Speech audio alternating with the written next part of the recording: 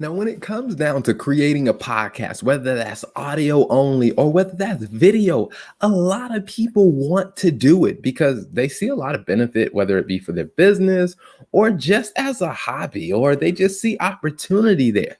And one of the things that slows people down is when it comes down to the editing. Well, I started a show probably in April of 2020. And between April of 2020 and December of 2020, we filmed over 220 episodes. And one of the questions a lot of people ask is, how the heck were you able to put out that many episodes? And one of the things that I told them, I was like, you know what? I'll let you in on a secret.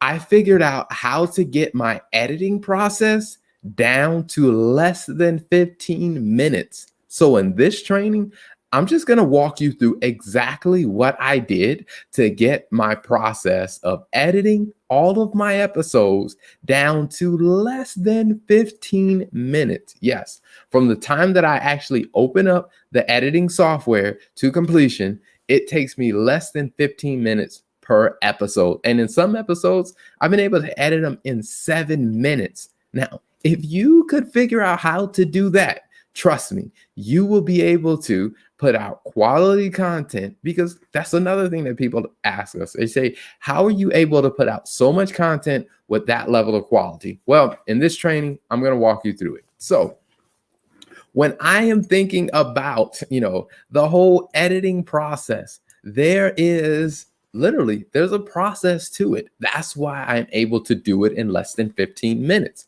I mean, my background is accounting and finance, so I'm not like a professional editor. But what I have learned from my experience of working with, major companies like General Electric is when you can break it down into a process that can be consistently followed, you have a chance of improving it. And so that's exactly what I did. Now, to start it off, the first section is going to be your what I call the framing section. And then there's the tools that I use.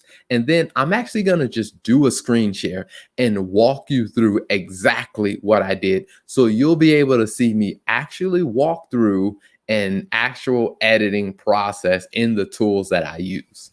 Now, the first area is going to be the framing. It's all about framing your episodes. Now, this comes in with the prep work. One of the things that I tell people is that when it comes down to the interviews that I do, I have a general 5-question format or framework that I know that I'm going to use for every single interview. And I'm interviewing CEOs, I'm interviewing founders, I'm interviewing them in different industries, in different parts of the world. But before I do the interview, I already have an idea of the 5 main questions that I'm going to ask.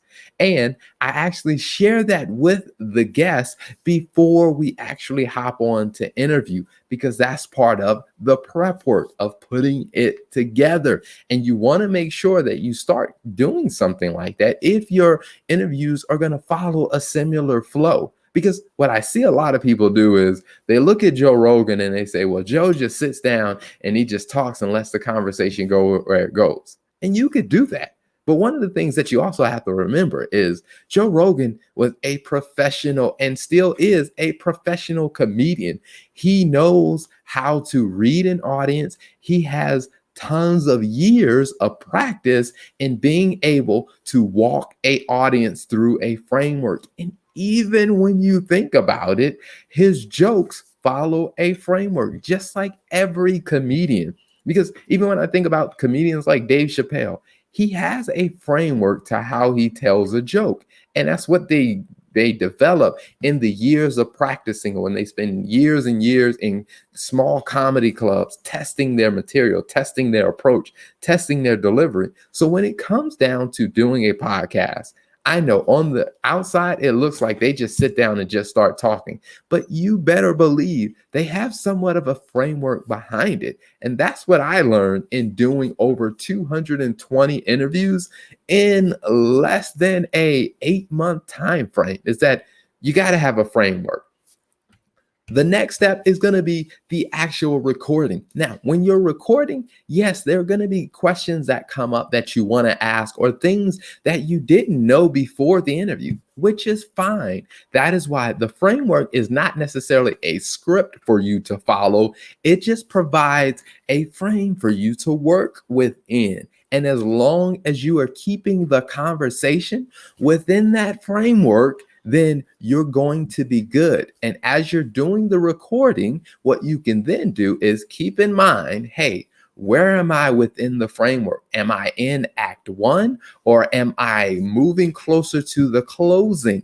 Because if you know where you are in your framework, you can control the conversation. Because when you really think about it, as a host of a podcast, your job is not to just get out there and have diarrhea of the mouth.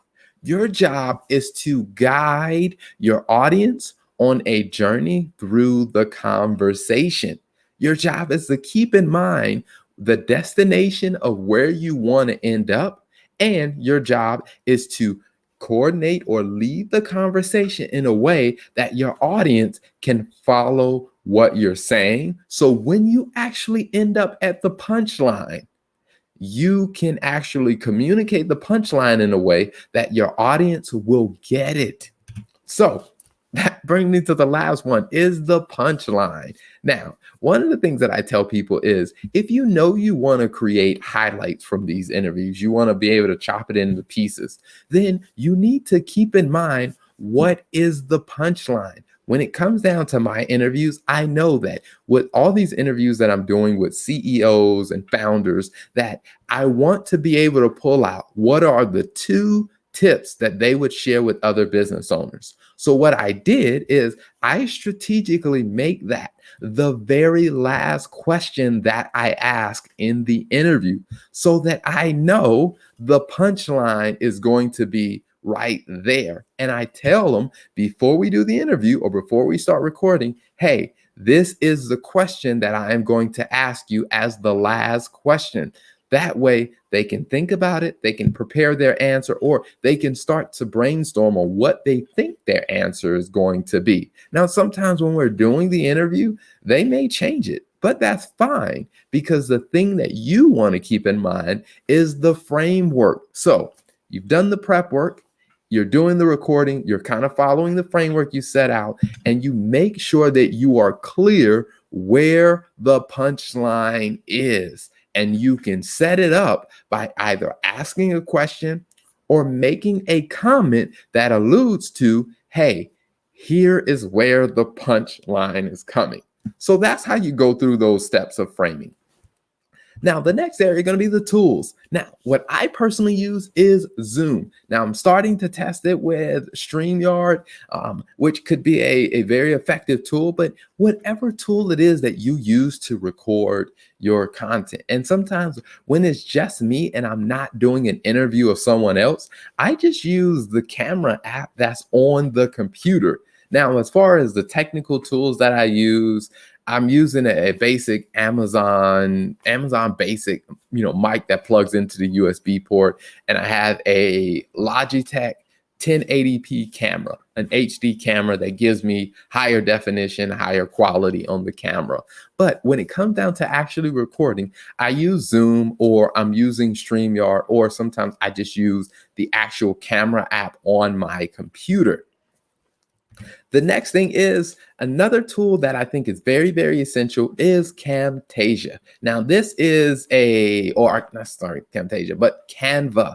Canva is one that I use to make my graphics because I want to add a little bit of a production quality to the videos. Because if you just use Zoom, you're going to have one square, you're going to have a couple of squares and just black all around. Well, if you want to step up the quality of it, you can use a tool like Canva to actually create backgrounds that you can add in the editing process. Or if you're using StreamYard, you can actually just embed the background there so you don't have to do it in the editing. But I use Camtasia for things like this. This is a simple background that I created in Camtasia. It has all of the same basic information that I want to show up on every single episode. So it has the name of the show, the tagline for the show, and then on the bottom right corner, it has all of the places where people can go to subscribe to follow the show. It also has our Patreon link where people can go to be a supporter of the show if they want to donate to support the show, because the podcast we do is a free show for the audience to view. So we wanted to create that option. But since I know that I want those two things included on every episode, I just created this background ahead of time and I just reuse it on every single episode. And I'll walk you through that when I actually walk through, show you step by step how I edit it. The next thing are the outro. So for this interview that I did with Jen Lofgren, who is a very successful executive coach in Canada, I interviewed her, and one of the questions that I like to ask is, hey, where can people find you online, or where can they get in touch with you? And so I create this before I go into the editing process. And it's very simple. I mean, she gives me her contact information. I just put her picture and then I just drop it into a box. And this is another template that I use in Canva, where I've created this framework and I just drop the information in. And then also an outro slide. So I like to add outro slides to all of my interviews so people know that, hey, this is the Business Talk Library. Our tagline for the show in general is the place where business makes sense. And then I include all of the outlets where people can find us. And then I include a picture of myself and my wife because she does some of the interviews as well. And then again, I want people to know that, hey, you can become a supporter of this show at patreon.com/Business Talk Library. Now, all of these things are created before I go into the editing. And for the background and for this outro slide, I use the same one over and over for every single interview. I don't have to recreate it, which saves a ton of time. And then the last thing you need to know is you need to have some type of editing software. And the editing software that I use is Camtasia. Now, I've heard about people using different types of editing software, which is fine. But I have found that Camtasia is an easy one and simple one to use, where it didn't take a whole lot of learning for me to figure it out. Actually, after about 2 to 3 days of playing around with it, we learned a lot of different things where we can add in video, we can add in audio, we can add in some of these templates that I showed you. And the tool works great. It's a cost-effective tool. It's simple, easy to learn and use. So next thing, I'm going to show you exactly what I do and walk through editing a video.